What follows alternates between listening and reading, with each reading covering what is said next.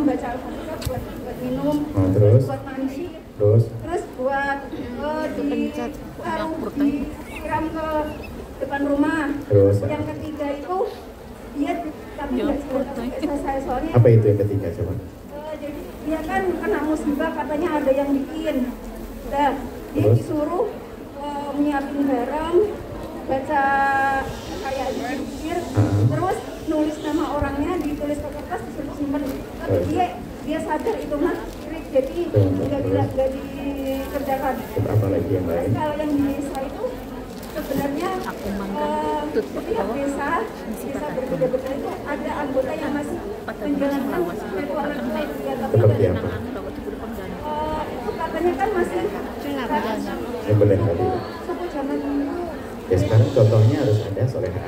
Contohnya kalau ada yang meninggal itu kerbau. Kerbau, yang boleh kerbau. Ya. Baik, terus apa lagi? Terus ya kayak bunglon, Bentar. kayak ritual Baik. mungkin mencambuk, terus kayak Apa? Mencambuk? ya cambuk kerbaunya. Oh baik. Terus ya kayak nyiapin barang-barang yang Baik. Baik, insyaallah. Jadi gini ya. Yang pertama adalah satu-satu bagus di saat kalian belajar agama kemudian ada kecemburuan, sebab yang paling membahayakan agama kita itu kan melakukan sesuatu yang syirik. Itu benar. Melakukan syirik itu menjadikan amal kita sia-sia, seolah-olah beriman tapi tidak beriman. Cuman yang harus dipahami apakah betul itu sesuatu yang dikatakan syirik. Yang ngomong siapa, kan begitu kan. Sekarang hari ini ada orang dengan kebodohannya mengatakan syirik dan ada orang dengan kebodohannya melakukan syirik. Semuanya kalau dengan kebodohan kan repot. Nah, atau ketidakmengertian paling tidak. Makanya yang dikatakan syirik tadi seperti apa? Misalnya kalau ada orang mengambil air garam lalu dibacakan Fatihah kemudian disiramkan, tentunya tidak akan jadi masuk syirik. Hanya mungkin yang benar tidak seperti itu, tapi tidak sampai derajat syirik pun dia membaca surat Al-Fatihah. Mohon maaf ini kepada semua adik-adikku semuanya. Justru Buya kasih rambu-rambu, hati-hati dengan sekelompok orang yang dikit-dikit mengatakan orang lain syirik. Sekarang ada sebagian, ada orang meninggal dunia kemudian menyembelih kambing untuk selamatan. Ini dikatakan, katanya ini adalah korban seperti orang musyrik zaman Nabi, menyembelih korban untuk berhala dan sebagainya. Loh, ini sedekah. Kalau Anda menyembelih kerbau, sapi 6 pun sedekah, asalkan duitmu sendiri. Bukan duit, ini gak akan jadi masalah. Jadi ada permasalahan bukan syirik dikatakan syirik. Ini bahaya juga, sehingga kita menuduh orang melakukan syirik. Ya seperti itu. Kalau tiba-tiba ada orang suruh mengamalkan amalan, itu tinggal mungkin salah. Ada yang lebih bagus. Tapi untuk dikatakan syirik tidak gampang. Kalau kerbau disembelih ya sedekah. Tapi yang tidak boleh adalah nyembelih. Nah, ini udah jadi masalah. Zaman dulu itu, zaman Nabi ada orang nyembelih, sesembelihan itu adalah karena berhala. Maka kalau ada orang selamatan disamakan nyembelih karena orang meninggal dunia. Oh bukan. Kita ingin bersedekah, ya. Semoga pahalanya mengalir kepada orang yang meninggal dunia. Ini juga ada kelompok yang dikit-dikit mengatakan orang lain syirik. Ini juga bahaya. Padahal bukan suatu yang syirik. Kayak gitu. Kemudian juga kalau ada yang salah, misalnya tadi tidak tahu cambuk seperti apa. Yang jelas, Buya senang dengan solehah semacam ini. Ada kerinduan untuk menjaga iman. Tapi ditingkatkan setelah itu, tanyakan apakah betul hari itu syirik. Kalau memang tidak, kenapa harus kita katakan syirik? Menuduh orang berzina dosa besar, ya kan? Menuduh orang melakukan bid'ah juga dosa besar. Apalagi menuduh orang melakukan syirik. Sementara dia bukan melakukan kesyirikan. Jadi seperti itu. Jadi dicek kembali. Kalau di kampungnya ada orang kegiatan, setiap ada orang meninggal dia menyembelih kerbau, asalkan kerbaunya sendiri, bukan kerbaunya orang meninggal. Saya sebagai seorang anak, terbang orang meninggal dulu kan harus waris, nggak boleh. Mohon maaf, masalah selamatan nggak boleh dari harta waris. Kalau Anda ngadakan selamatan untuk keluarga Anda dari duitmu, bukan dari duit peninggalan. Duit peninggalan milik bersama, harus dapat izin semuanya. Ini kadang-kadang latahnya anak yang paling gede, langsung kerbaunya disembelih. Sapi nggak boleh itu nyembelih kerbau itu, karena kerbau milik bersama. Ada yang punya utang, mewaris. Jadi ini ada ilmunya. Jadi untuk masalah kesyirikannya solehah dicek kembali. Karena itu belum tentu syirik. Kalau hanya masalah air garam didoain, Ya kenapa harus kasih garam? Air teh barangkali yang enak diminum. Kalau mau disebar ke sana nggak apa-apa. Itu bukan suatu kesyirikan. Akan tapi perlu diluruskan saja. Tapi bahkan dianggap sebagai maksiat pun tidak sampai, karena apa? Dia membaca doa. Mediasi atau bahasa lain adalah didiamkan di air garam. Air garamnya disiram. Dari segi kesyirikan tidak ada kesyirikan. Dia membaca ayat, bahkan disebutkan ayat Al-Quran bisa menjadi sebab kebaikan. Bahkan apalagi surat Al-Fatihah. Fatihah adalah ruqyah yang sesungguhnya pengobatan untuk segala macam permasalahan dengan baca Fatihah. Bisa secara langsung atau media mak sebagai ulama mengatakan boleh dengan airnya, karena orangnya nggak bisa air dibacakan. Ada yang mengatakan semacam itu. Jadi tentunya ini satu sisi dari solehah yang bertanya ini, kecemburuan itu perlu. Tapi setelah itu ditingkatkan dengan dibarengi dengan ilmu, belajar untuk tahu apakah ini syirik atau bukan syirik, seperti itu. Memang mungkin ada di masyarakat kesalahan-kesalahan. Misalnya nyembelih kambing untuk, mohon maaf bahasanya Jawa Timur, ganyangan. Mbah inilah itu jelas itu. Tapi kalau kenapa kok nyembelih kambing, dan jangan disebut korban juga, bukan korban kok. Nyembelih kambing untuk selamatan, ya biar selamat, namanya tawasul dengan amal soleh, bahasanya selamatan. Ada masalah sesajen. Dan sesajen itu bisa saja kalau memang sesajen mengikuti gaya Hindu Buddha, kita pun tidak boleh mencaci agama orang lain. Kalau orang Muslim nggak boleh ikut-ikutan, karena sesajen itu menyajikan sesuatu untuk keyakinan mereka. Tapi kalau Anda menyajikan makan untuk kaum muslimin, kambingnya enak, sate enak, saji menyajikan, tapi bukan dengan keyakinan seperti orang agama lain, menjadi boleh dong. Karena apa? Sesajen tak maknanya adalah saya menyajikan makan yang enak, alumni Hong Kong ini makan bersama, ya menyajikan makanan.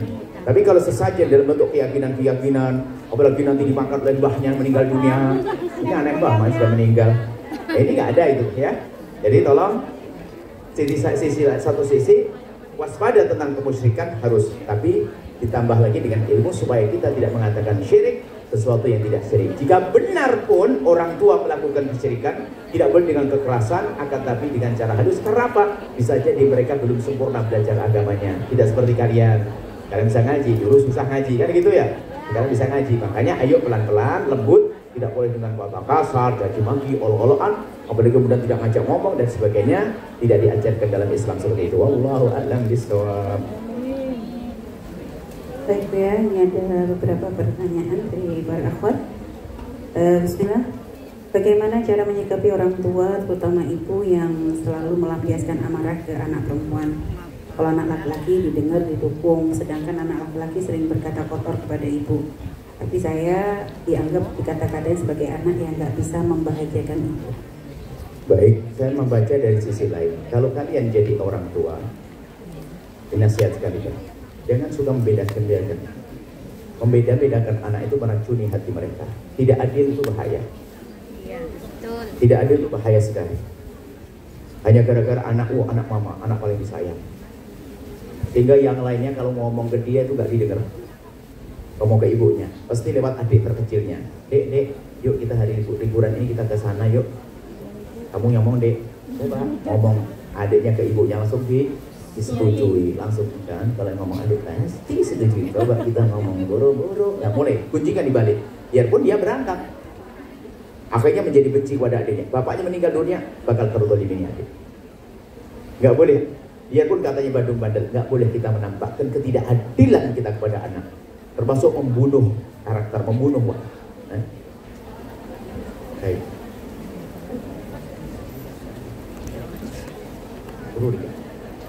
Ya, jadi seperti itu, ketidakadilan itu bahaya sekali. Ketidakadilannya, makanya jangan sampai tidak adil. Kemudian ini hati-hati, jangan rusak anak-anakmu jadi kebencian. Sehingga kalau adik pasti mau didengar, akhirnya benci kepada adiknya tanpa kita sadari, sehingga waktu kita meninggal berwaris. Kemudian kalau ini jawabannya, menemukan orang tua tampak tidak adil, jangan sampai kita juga rusak dengan ketidakadilan orang tua. Orang tuaku tidak adil kepadaku, aku tidak boleh benci pada abangku. Hati-hati, sebab setan itu ingin menjerumuskan kita dengan orang tua yang tidak adil. Orang tua tidak adil, gara-gara orang tua adil saya dendam, marah sehingga kita musuhan sama adik. Kata setan apa? Ibumu masuk neraka dengan tidak adil, kamu masuk neraka dengan permusuhan. Maka tadi yang anak perempuan yang sering dimarahi ibunya bersyukur, menatah hati.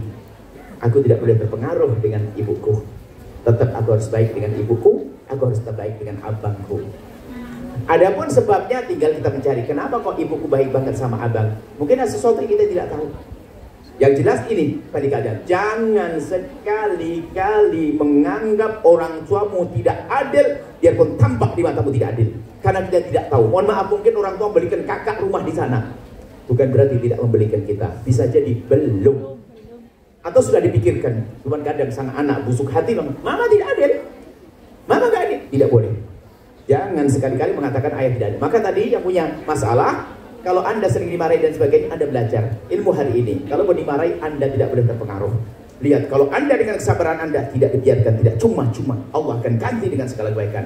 Gak ada alasan membalas ibunda yang marah-marah. Ya tinggal nanti caranya minta, ya Allah semoga kau lepaskan kami dari amarah ini.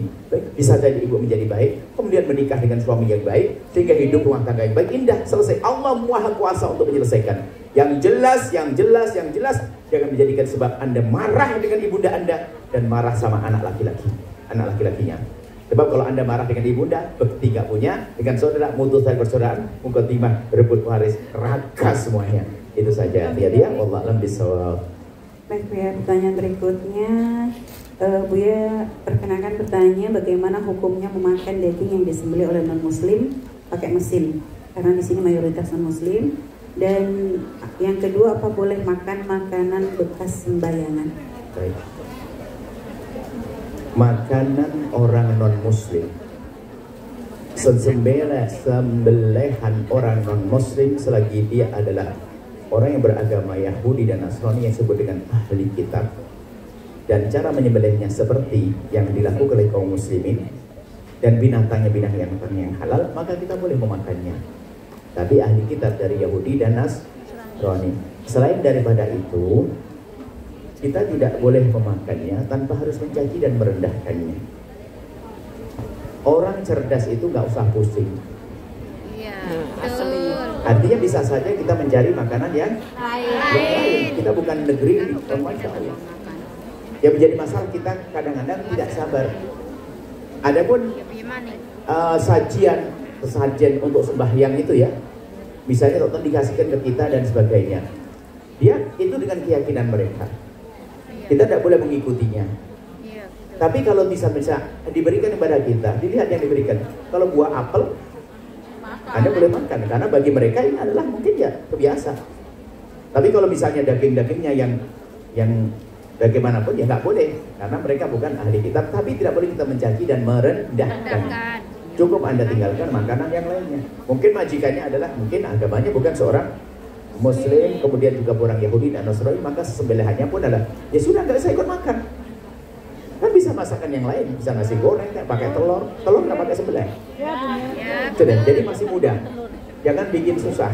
Jadi seperti itu hukumnya, hindari. Tapi kalau memang orang Nasrani atau Yahudi nyembelih di tempatnya dengan cara yang benar, maka itu adalah halal untuk kita makan. Baik, jadi cerdaslah. Jangan gampang merasa, wah susah. Kita sendiri ternyata bikin susah. Kenapa harus bikin susah? Baik, itu saja. Kalau yang bekas sembayangan tuh gak dibeliin, Bu. Misalnya oleh mereka ditaruh di satu tempat gitu ya, kayak sebagai bentuk ibadah mereka. Terus kita ngelihatnya, mubazir.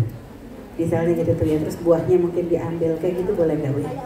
Kalau sesuatu itu tidak ada hubungannya dengan ibadah dan keyakinan mereka, maka misalnya kalau ada keyakinan, kalau ada yang mengambil berarti langsung kabul oleh Tuhanku. Nah ini Anda jangan ambil, nanti menjadikan dia semakin yakin dengan Tuhannya, bukan Tuhannya diyakininya. Tapi kalau permasalahan itu bakal dibuang dan batin, sudah selesai kisahnya, itu adalah seperti barang dibuang di rongsok, Anda boleh mengambilnya.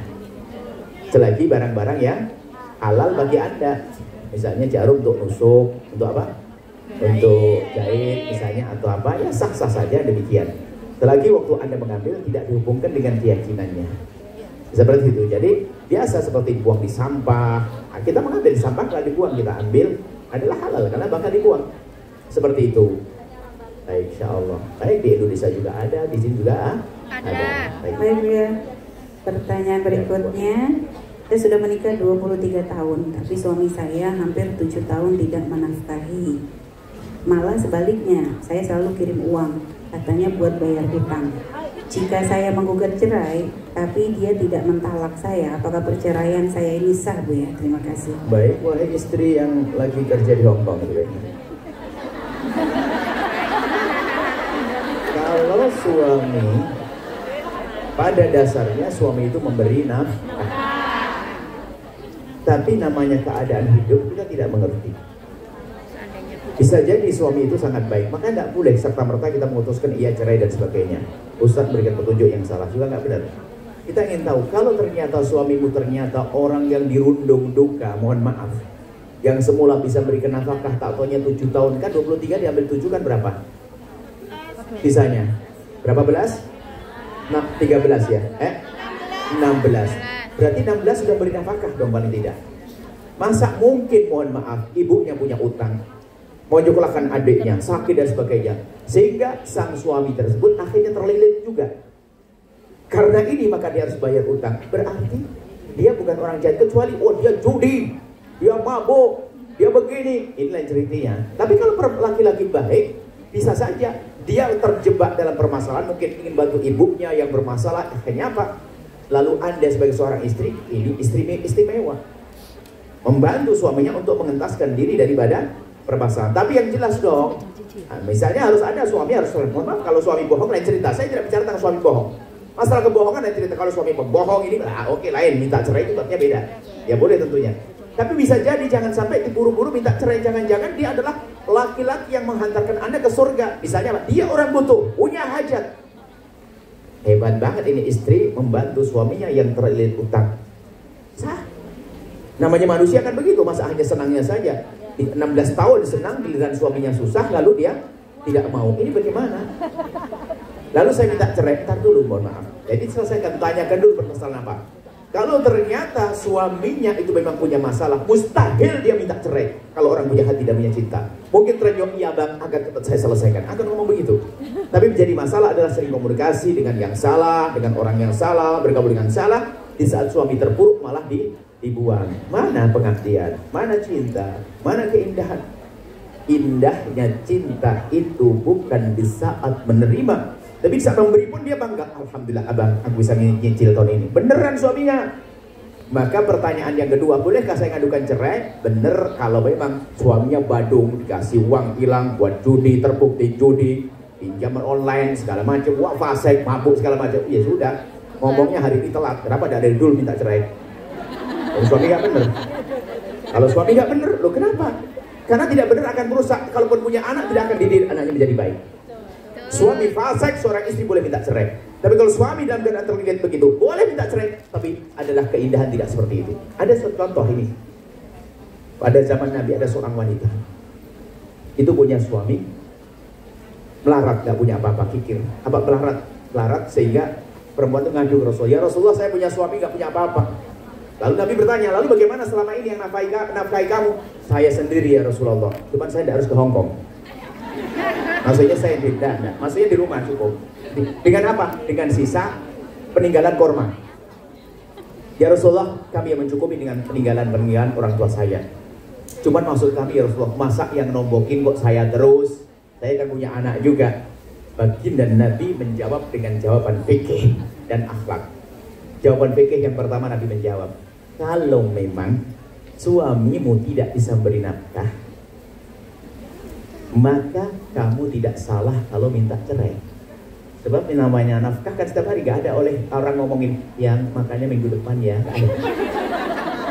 Kata Nabi dengan jawaban fikih keadilan mengatakan, kalau memang suamimu tidak bisa beri nafkah, kamu boleh minta cerai. Langsung mendengar berita sampai di sini tuh, manusia wanita ini, wanita terbagi dua. Langsung terputar otaknya, oh minta cerai, minta cerai. Ini langsung ini, ya kan begitu ya? Langsung, pasti ini golongan orang bodoh.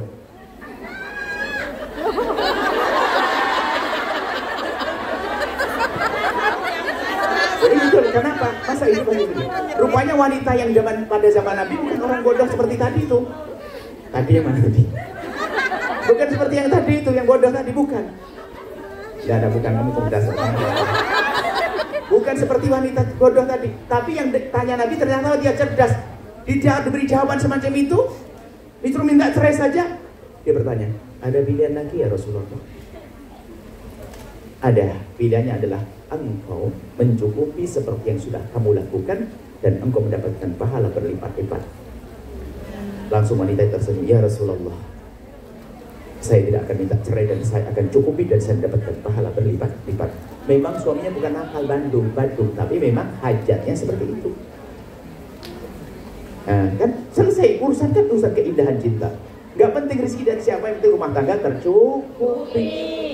Yang gak bener ya itu, sudah suaminya mabuk, judi, kemudian zina segala macam. Waduh, ini adalah gak bener. Kekerasan segala macam, nah ini lain cerita.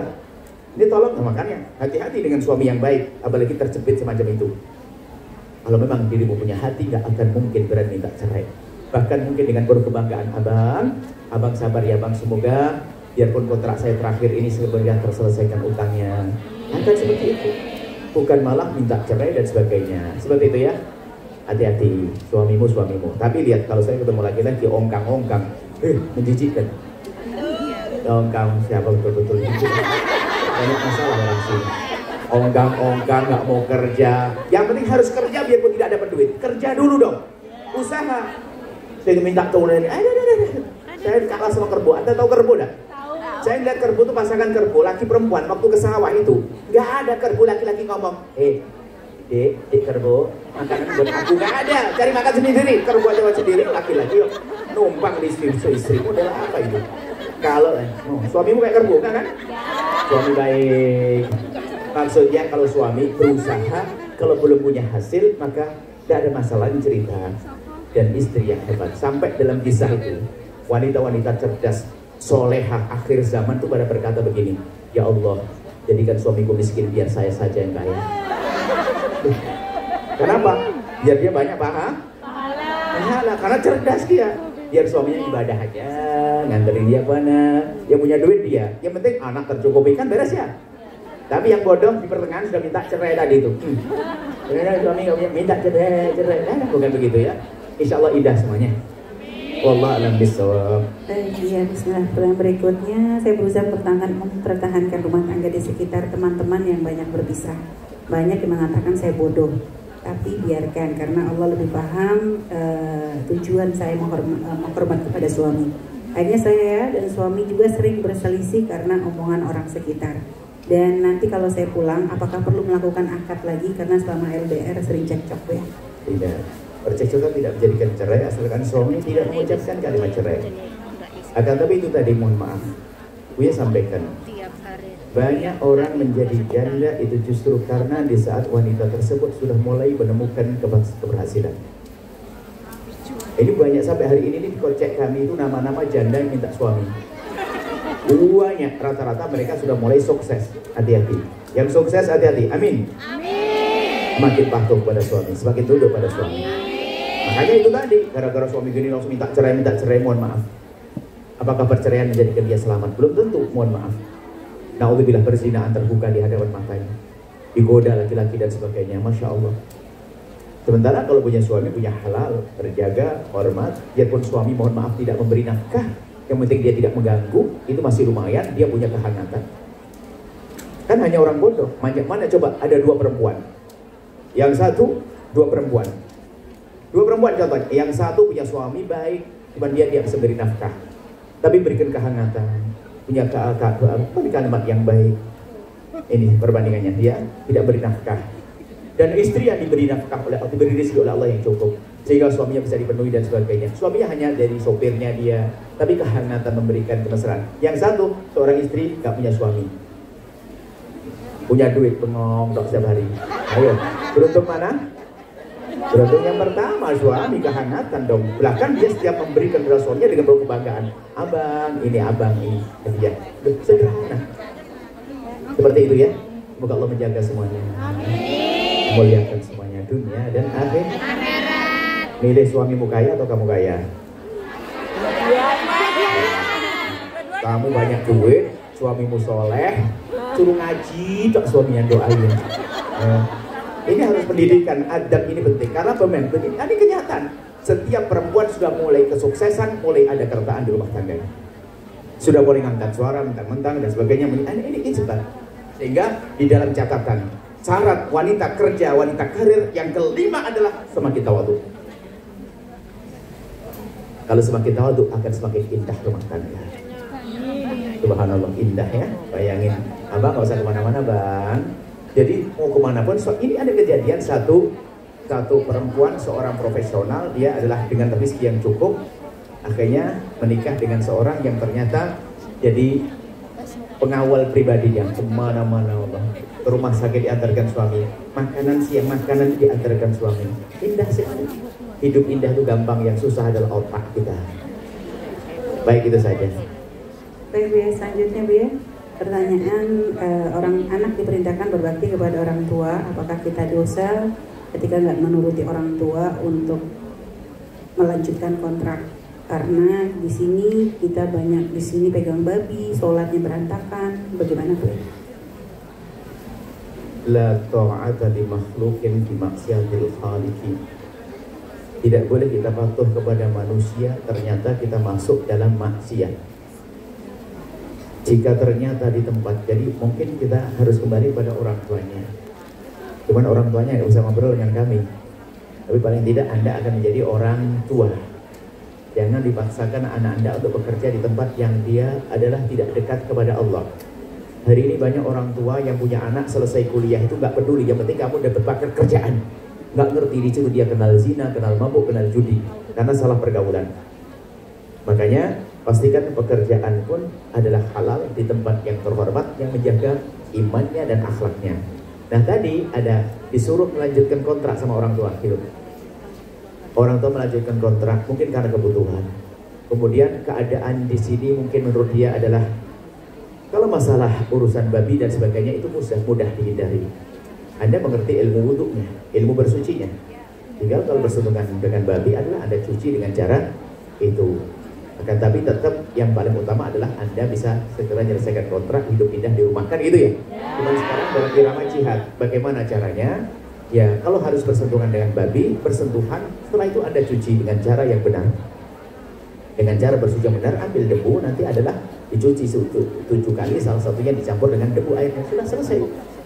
Kemudian dia tidak usah makan, menghindar, kecuali mohon maaf adik-adikku yang solehah, jika urusannya sangat berbahaya, urusan kehormatanmu, menggoda kehormatanmu, sering mengganggu di kamarmu dan sebagainya, mohon maaf, harus segera berpindah atau meninggalkan tempat tersebut. Karena apa? Ini ada urusan dengan syahwat, semula tidak mau bisa saja menjadi mau. Na'udzubillah. Itu adalah sangat terpuruk, sangat terhinakan orang-orang semacam itu. Jadi sebisa mungkin menggabungkan dua hal, ya kan? Menjadikan orang tuanya tenang. Nah, tenang itu senangnya tuh bagaimana? Bisa jadi nanti buat usaha di rumah, Umi, Abi, saya akan buat usaha di rumah, ini loh usaha saya, pulang. Kalau masih di sini tetap menjaga kehormatannya, keselamatan akhlaknya, ya untuk menyenangkan orang tua, tapi harus ada batasnya. Cuman yang jadi masalah hari ini ada sebagian orang tua atau sebagian, mohon maaf, keluarga yang tidak mau tahu, hanya ingin menjadikan anaknya orang cari duit, tidak berpikir tentang masa depannya. Kalau semacam ini tentu kamu berpikir ulang. Berpikir ulang bukan berarti melawan orang tua, tidak. Orang tua tidak boleh dilawan. Tapi segera merayu orang tua bermacam-macam cara, minta bantuan kepada siapapun untuk menghampuni orang tua agar kalian bisa pulang untuk bisa bangun kehidupan yang baru, yang baik di rumahmu nanti. Insya Allah seperti itu. Baik Bu ya, pertanyaan berikutnya masih siap dengerin lagi ya? Sampai jam berapa Mbak Nuris? Berapa menit lagi saat adzan? Berapa menit lagi? Bisa dapat? 15. Oke, bismillah. Bu ya, saya trauma dengan sudah berumah tangga 2 kali gagal. Dan saya ke Hong Kong dari 2010 sampai sekarang. Ada seorang ngajak nikah, tapi saya berat menerima. Gimana dengan rasa trauma itu? Trauma ini termasuk permasalahan penyakit mental di dalam dirimu. Mental yang harus benar ini maka ini dilibatkan ahlinya. Paling tidak bisa ngobrol dengan orang yang mengerti tentang masalah mental. Atau cara berpikirnya sempit. Satu, sehingga pengalaman pahitnya itu betul-betul menghantuinya, sehingga menjadikan dia tidak berani melangkah lagi. karena 2 kali gagal. Baik, kemudian yang kedua, harap tenang ya. Yang kedua adalah kamu yang mengukur dirimu sendiri. Jika dirimu memang punya hajat, mohon maaf, mungkin kamu tidak ada seorang perempuan dijauhkan daripada urusan syahwat.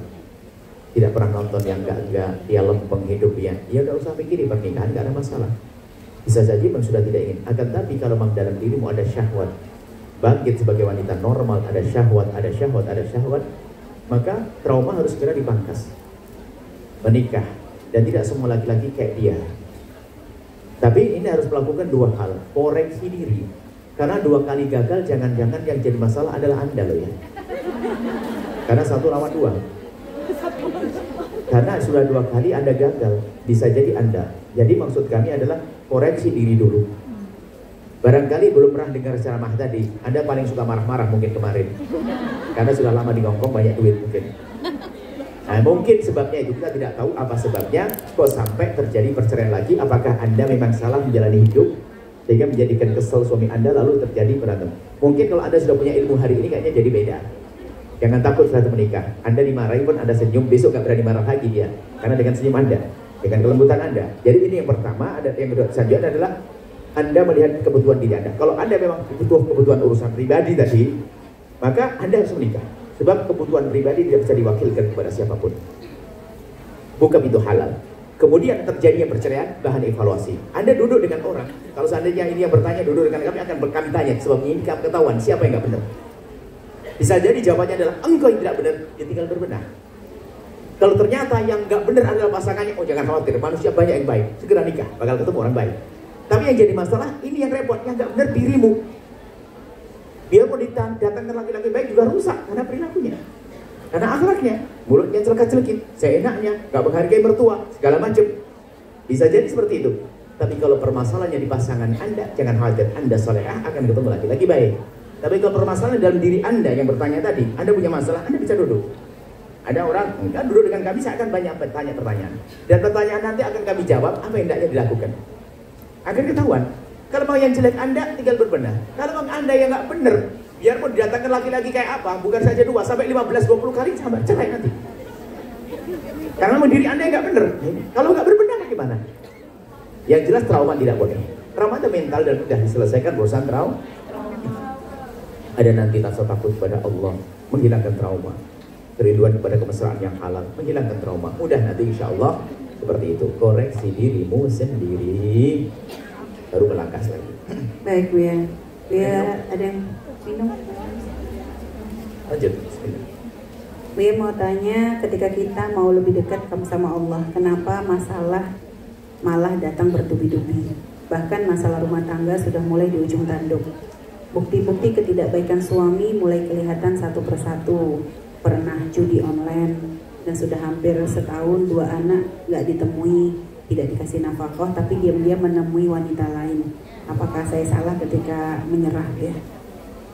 Menyerah maknanya kalau menjadi putus asa tidak boleh dong. Kemudian bagi siapapun yang sudah mulai membuat perubahan menjadi lebih baik, dalam bahasa yang ditanyakan, mendekatkan diri kepada Allah, kalau terjadi hal-hal yang kurang nyaman, jangan dianggap itu sebab karena dia dekat kepada Allah.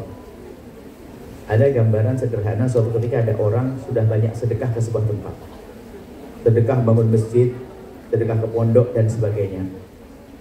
Ternyata setelah itu kolab, usahanya hancur. Setan membisikkan, gara-gara kamu banyak sedekah ke masjid, ke tempat itu, maka sedekahmu hancur. Habis, usahanya habis. Tuh. Ini kan cara berpikir yang salah. Kalau orang bangkrut tidak harus banyak, di mana-mana ada orang bangkrut. Mestinya dia berpikir cerdas. Alhamdulillah, saya bangkrut, saya sudah banyak sedekah. Itu cuma cara berpikirnya salah. Dipikir bangkrutnya dia gara-gara sedekah. Nggak ada itu. Di sana ada orang paling pelit bangkrut, ada atau tidak? Ada. Oh, pelit yang nggak kira-kira bangkrut. Kalau sudah bangkrut bisa saja. Dan termasuk ini godaan setan. Jika kita mau mendekatkan diri kepada Allah, ternyata oh banyak ditampakkan kepada saya gini musibah. Oh bukan. Itu justru untuk mengangkat dirimu. Allah tampakkan sehingga Anda bisa mengambil langkah terbaik untuk masa depan Anda. Jika suami nggak benar dan sebagainya, Anda boleh berpikir bagaimana sebaiknya nasihati suami. Kalau nggak tahu nggak nasihati kan? Nasihat dengan yang lembut, abang kenapa begini-begini. Kalau ternyata nanti nggak bisa dinasihati, Anda bisa mengambil langkah. Itu petunjuk juga dari Allah. Jadi jangan sampai, mohon maaf, siapapun yang sudah mulai mendekat kepada kebaikan, kalau terjadi sesuatu musibah dan sebagainya, jangan berkata karena aku dekat kepada Allah maka Allah timpakan musibah. Enggak. Justru itu adalah petunjuk dari Allah untuk mengangkat derajat Anda. Dia pun kelihatannya negatif, kelihatannya nggak baik secara zahir, tapi sesungguhnya itu adalah pilihan Allah untuk Anda untuk menjadi lebih baik. Jadi seperti itu. Kalau suami begini-begini, banyak yang nggak sholat pun suami yang lain juga ada kok. Kenapa di saat Anda sholat kok Anda hubungkan dengan suami Anda? Anda sholat masih alhamdulillah, suamiku gak benar tapi aku masih rajin sholat sebagai dekat dengan Allah. Tinggal setelah itu komunikasi yang baik. Kalau memang suami tidak bisa menahan maksiatnya, tidak bisa menjaga dirinya, sudah. Baru nanti diskusi. Cerai pun belum tentu loh ya. Suami kasar, KDRT dan sebagainya. Sering yang terjadi, suami saya sering pukul dan sebagainya. Saya minta cerai, ntar dulu. Apakah cerai mudah bagi Anda? Belum tentu. Seandainya ada satu orang punya suami setiap hari nempelengin dia jauh lebih bagus daripada menjanda lalu berzina. Karena zina ngeri, hukumannya tempelengan akhirat. Maka punya suami suka nempeleng jauh lebih aman daripada dia bercerai lalu berzina. Maksudnya apa? Kalau kamu harus minta cerai pada suami yang suka zalim, pastikan engkau aman urusan berzina. Lalu bagaimana? Lagi-lagi punya ilmu mengungkap itu halal yang gampang, nggak ada trauma, nggak ada ini. Sebab ada trauma terjadi petang sebelumnya. Trauma itu bisa saja memang dia betul trauma, bisa saja itu bisikan setan biar tidak menikah lalu dia melakukan kehinaan zina. Bisa jadi itu. Maka waspada kepada dirimu sendiri, insya Allah akan selamat. Insya Allah bisa.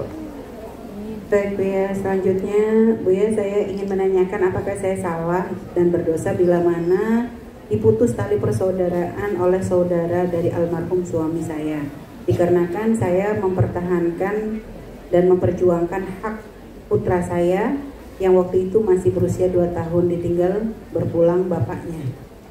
Baik, Anda mempertahankan hak dalam arti mungkin mengurusi peninggalan suami untuk anak-anak Anda adalah hak sah dan bukan sebuah kesalahan. Anak-anak yatim punya warisan dari ayahnya, Anda pertahankan. Tapi di saat Anda mempertahankan dan semuanya di saat mempertahankan waris, tolong tidak dengan kebencian dan tidak dengan dusta. Haknya saja diambil. Adapun buahnya kok ternyata dimusuhi oleh seseorang, bukan Anda yang salah. Anda pertahankan, ya sudah. Selagi Anda yakin dalam kebenaran, kalau ada orang musuhi Anda dari keluarga suami, ya sudah, Anda tidak boleh balas dengan kebencian. Ya biarkan saja didoain dengan doa kebaikan. Wah, mungkin saudara suami musuhi Anda mengatakan begini. Ya sudah, Anda urusan Anda dengan Allah. Yang penting Anda tidak mengambil haknya orang lain. Anda hanya ingin mengambil hak yang anak untuk anak-anak Anda. Maka sah, tapi harus hebat. Anda tidak boleh terpengaruh. Yang menjadi masalah adalah di saat didolimi punya pengaruh, menjadi memusuhi, gunjing. Anda setiap hari gunjing paman-pamannya anak Anda menggunjing ipar-ipar Anda berarti terjerumus dengan setan. Anda diam, Anda didolimi, ya sudah, Anda menuntut hak Anda, tapi tanpa ada kebencian, tanpa ada marah, tanpa ada menggunjing, dan seterusnya. Seperti itu. Allah alam bisawab. Baik Buya. Bismillah, selanjutnya apa nasihat Buya dalam mencari pasangan yang tepat karena sekarang banyak yang manipulatif ketika berkenalan ternyata tidak sama ketika sudah menikah. Baik, jadi yang terpenting itu waktu memilih itu yang benar. Jadi kalau sederhananya begini, kalau sebelum menikah itu lihatlah calon pasanganmu dengan mata melek beneran. Tapi kalau sudah menikah, lihatlah pasanganmu dengan mata remang-remang. Sekarang kebalikannya, waktu nikah hanya kenal langsung mau, giliran setelah menikah dicari-cari kesalahannya. Ini bodoh. Ingat, lihatlah calon pasanganmu dengan mata melek dan lihatlah pasanganmu dengan mata remang.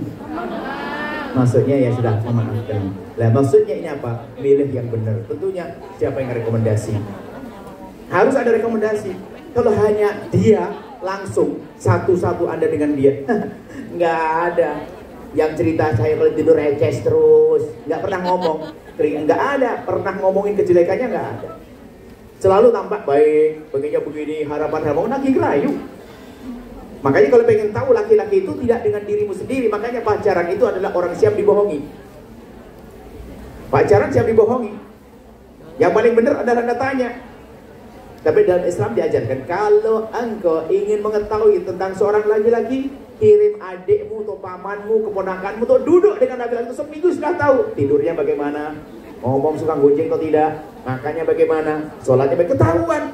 Bukan langsung gimana, kamu baik tidak? Ya pasti baik. Kamu sering tahajudan enggak? Oh tahajudan, setiap malam semuanya di program jam 3 harus bangun. Hanya ngirim SMS enggak? Padahal dia tidur lagi. Hanya biar tahajudan. Hati-hati. Jadi cara memilih yang benar, di mana, orang mana dia. Makanya yang menjadi problem di saat engkau mencintai sebelum engkau memilih. Mencintai sebelum memilih, sebab kalau sudah mencintai tidak bisa memilih. Seolah-olah hanya dia dok. Dan hati-hati, ini banyak kita ini terjebak dalam cinta. Ada seorang perempuan, mohon maaf ini, perempuan lagi. Orang tuanya nggak mau, laki-laki nggak baik, katanya tetap ini. Saya nasihati, setengah jam saya nasihati. Soleha, laki-laki itu baik kan? Baik ya? Baik ya, baik. Laki-laki baik, saya kasih gambaran laki-laki baik, tidak paling tidak begini. Tidak harus tingkat tinggi, tidak paling tidak pernah kasar kepadamu, tidak mencacimu, tidak pernah ngolokmu, tidak gini. Saya jajarkan kriteria yang sederhana. Gimana laki-laki itu? Cocok untuk kamu? Baik kira-kira? Dia langsung ngomongin. Geleng. Ibunya seneng ya waktu anaknya menyadari bahwasanya pacarnya itu ternyata tidak segeleng begini. Setelah geleng dipeluk sama uminya. Dipikir sudah bakal meninggalkan laki-laki itu. Ternyata setelah dipeluk uminya ngomong, "Buya, mau tanya, apa Soleha? Kan semua orang bisa berubah kan?" Semua orang bisa berubah. Kan semua orang boleh bisa berubah.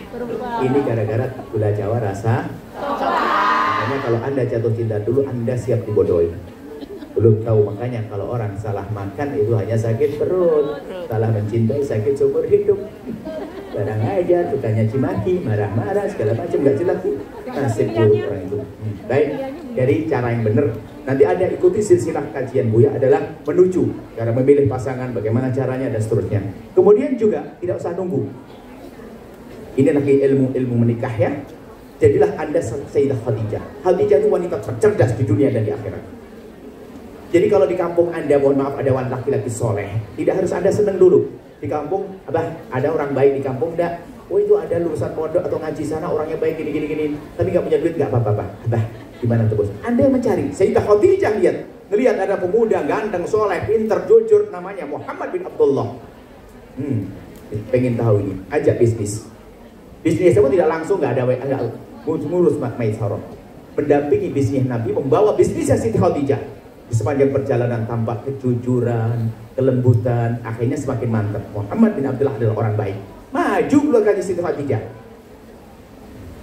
Makanya setelah itu apa? Diterima oleh keluarga baginda Nabi Muhammad.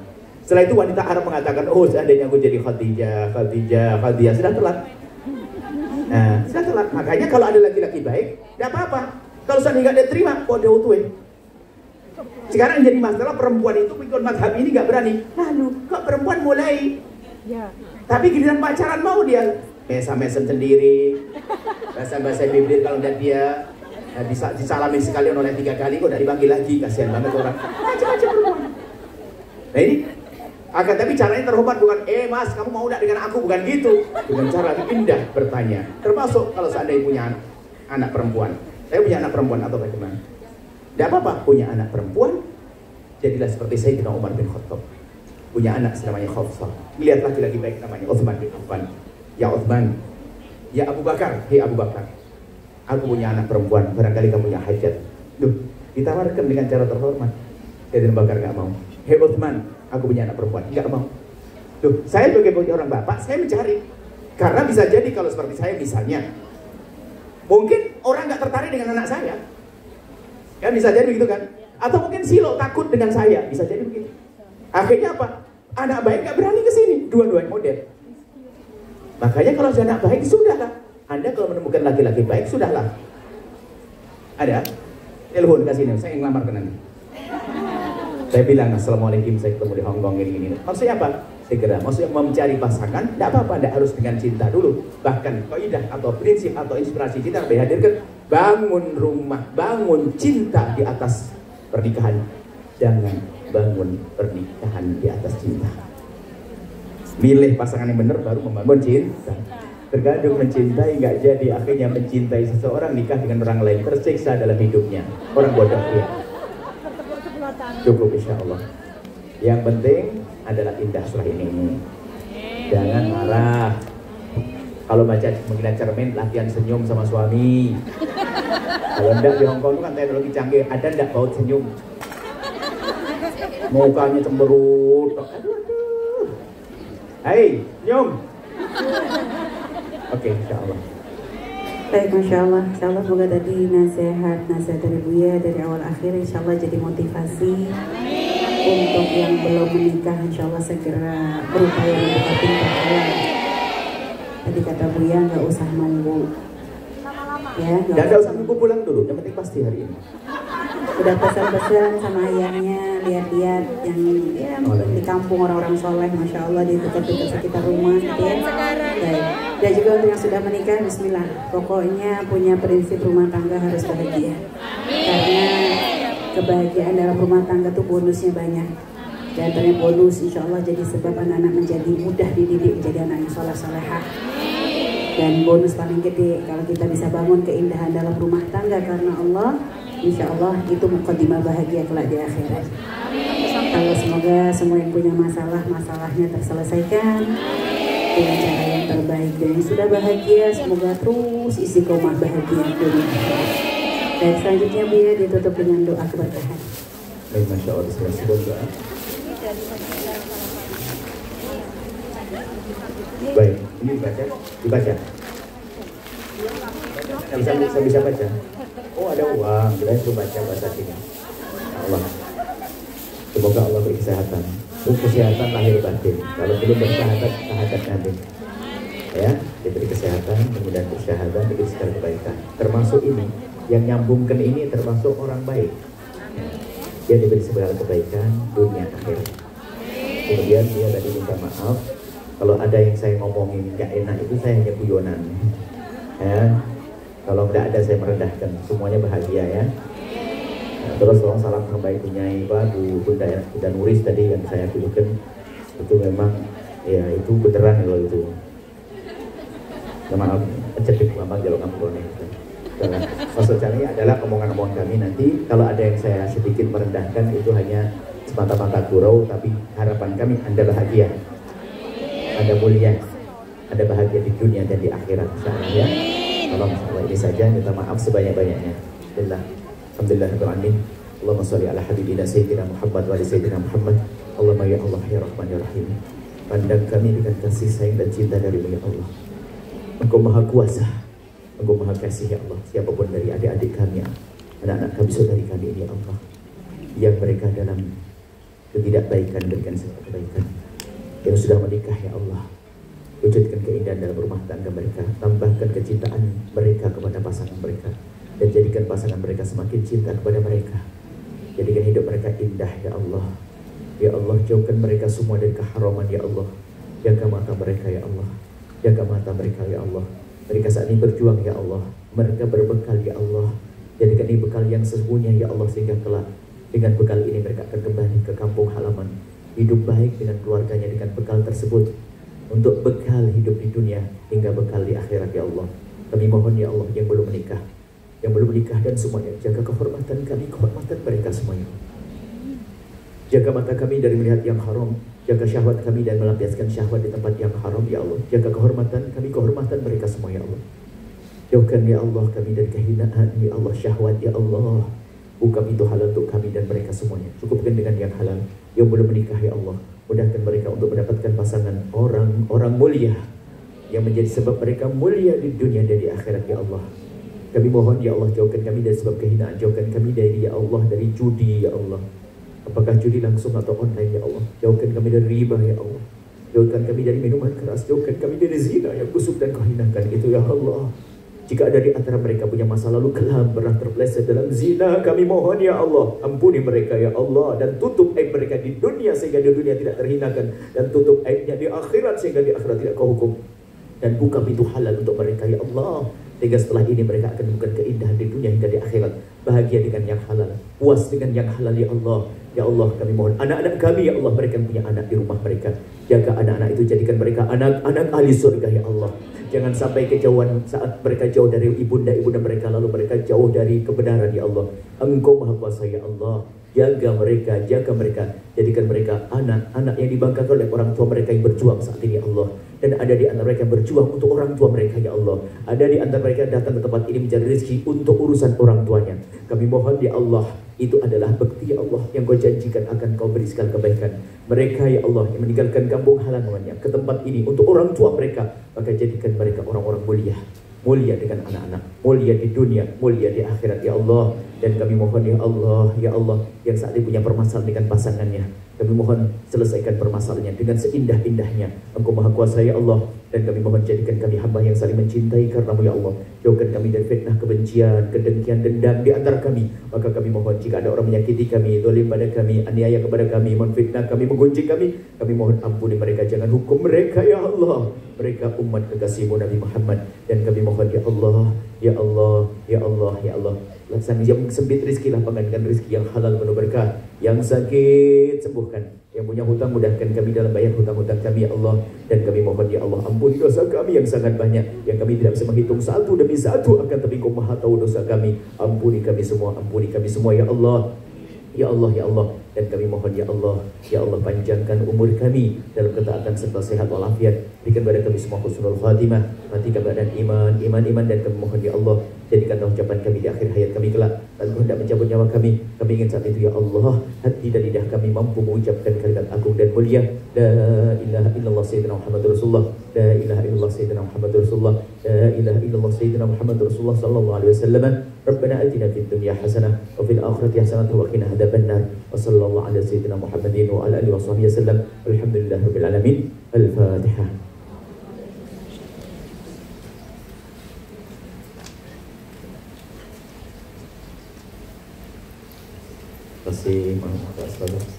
Salam buat suami, salam buat orang tua, salam buat anak-anaknya yang di rumah, anak-anak di rumah mereka.